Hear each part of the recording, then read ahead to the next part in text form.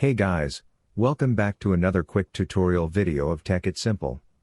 In this video, I'm going to show you how you can add a new contact into your Tuta mail. So, without any further ado, let's dive right into this exciting video. Now, in order to do that, you just simply have to open your Tuta mail application on your device. After entering the application, log into your account and then go to the contact section on the right side.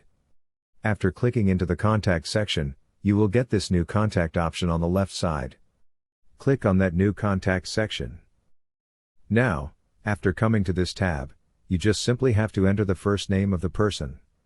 After entering the first name, simply enter the last name too. After doing that, you can set a title, role, nickname if you want, and also the birthday, company, and comments.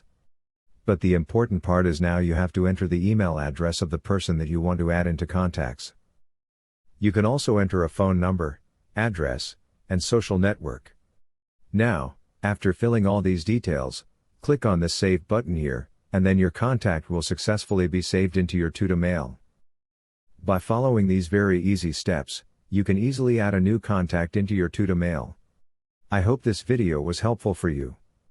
If yes, don't forget to like, share, and subscribe to the channel to never miss another update.